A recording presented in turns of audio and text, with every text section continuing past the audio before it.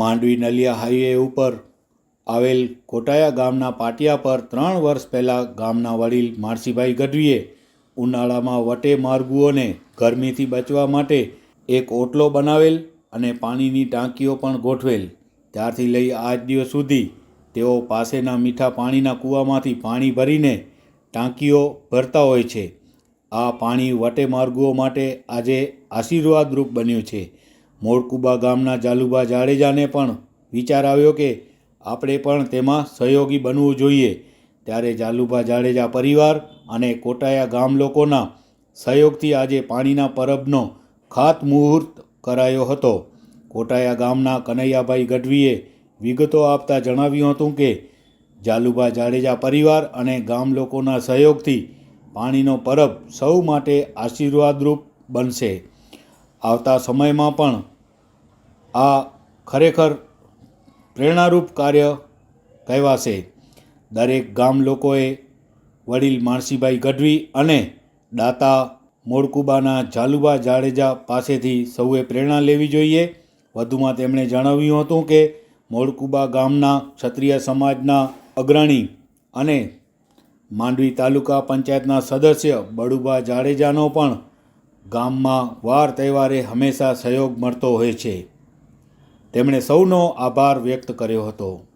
ગઢવી કનૈયાભાઈ દાના, ગામ કોટાયા. આજે જે કોટાયા માંડવી નલિયા હાઈવે ઉપર પાણીના પરબનો જે ખાતમુહૂર્ત થયો છે એ માનસિંહ બાપા ગઢવી અને જાલુભા બાપુ જાડેજા મોડકુબાવાળા અને ગામ લોકોના સહયોગથી પરબનો આજ ખાતમુહૂર્ત થયો છે. જી, પહેલાં તો હાઈવે પર પાણીની વ્યવસ્થા જ નહોતી. આજથી 3 વર્ષ પહેલાં માનસિંહ બાપા અમારા જામોતર એણે ઓટલો બનાવી અને પાણીની ટાંકીઓ રાખીને પાણીના પરબની શરૂઆત કરી હતી. પોતાની જાત મહેનતથી વીરડામાં પાણી ભરી અને ત્યાં પાણી પહોંચાડીને સેવા આપતા હતા. જાલુભ બાપુ વારંવાર કોટાયા ગામની મુલાકાત લેતા હોય છે.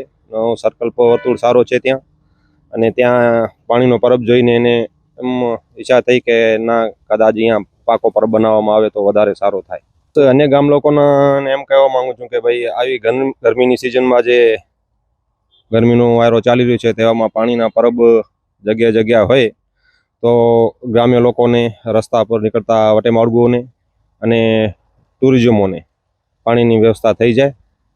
બસ એ જ.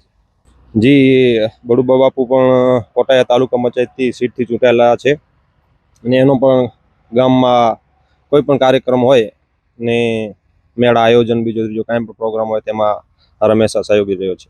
વધુમાં એ જણાવીશ કે કોટાયા ગામ નલિયા માંડવી હાઈવે પર આવેલું ગામ છે. ત્યાં બાજુમાં દાનીમાનું મંદિર, આઈ સતીમાનું મંદિર આવેલો છે. ત્યાં ઘણા શિક્ષકો, ટુરિઝમો ત્યાં વનભોજન કરવા માટે આવે છે અને ત્યાં એક વીરડો સારો બનેલો છે. ત્યાં પાણી પીવા લાયક છે. ત્યાં ઘણા લોકો ભરી જાય છે. બહારથી શિક્ષકો આવે છે, એ પણ ભરી જાય છે. ક્યારેક તમે પણ મુલાકાત લ્યો, આવો કોટાયા ગામ.